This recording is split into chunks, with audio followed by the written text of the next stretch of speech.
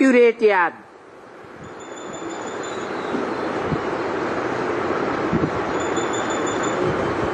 जिस याद में साकार में निराकार की याद हो। कौन सा साकार ये भी बता दिया। इस सृष्टि पर सदा कायम कोई चीज है नहीं। इस सृष्टि पर सदा कायम है एक ही शिव बाबा है, शिव बाप नहीं है, शिव बाबा है, सदा कायम है इस सृष्टि पर। तो जो इस सृष्टि पर सदा कायम होगा, व्यक्तित्व के रूप में कि अव्यक्त बिंदु के रूप में है, व्यक्तित्व के रूप में।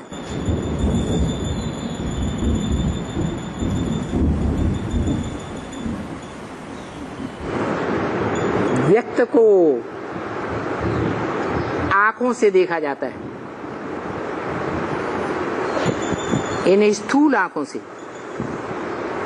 अव्यक्त को इन आंखों से नहीं देखा जाता। जिस अव्यक्त को देखा जाता है, जो इस सृष्टि पर सदा कायम है,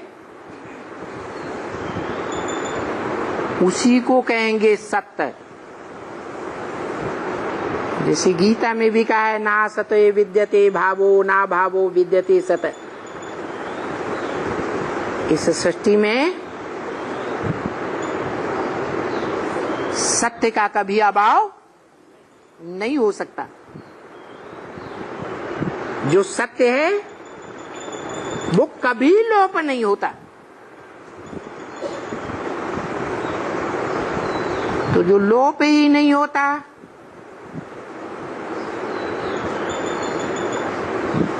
साकार में निराकार, वो कौन सा साकार में निराकार है? शिव बाप है,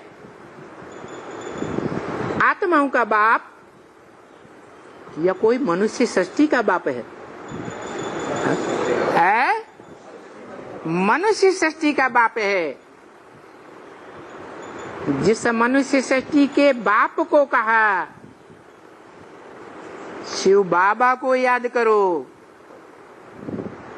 क्या कहा? किसको याद करो? शिव बाबा को याद करो। ये नहीं कहा शिव बाप को याद करो। कहा है? क्यों? शिव बाप ऊंचे ते ऊंचे नहीं है, है? अरे ऊंचे ते ऊंचे को याद करना है या नीचे ते नीचे को याद करना है? फिर ये क्या चक्कर में डाल दिया है? साकार रूप, साकार की बात है, साकार दुनिया की बात है। हाँ वो तो ठीक है। इस सृष्टि में ऊंचे ते ऊंचे और नीचे ते नीचे होते हैं।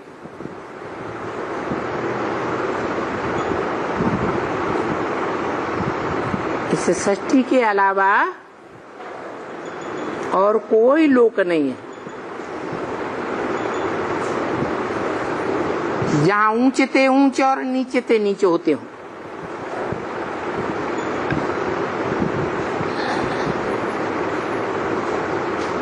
तो देखो, जिस अविनाशी शिव बाबा को याद करना है, सत्य को याद करना है या झूठ को याद करना है?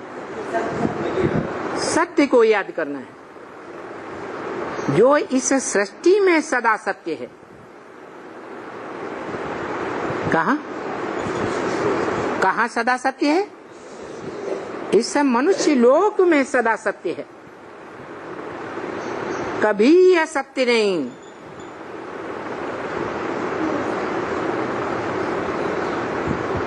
उस सदा सत्य को जो आत्माओं के बीच सदा सत्य आत्मा है, कौन?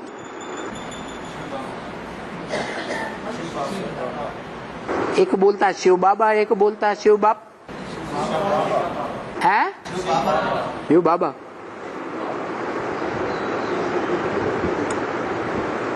इस सृष्टि में हो या इस सृष्टि से परे हो, जो सदा सत्य है वो कौन है? शिव बाप। वो शिव बाप को याद करने के लिए नहीं बोला, किसको याद करने के लिए बोला? शिव बाबा को याद करने के लिए।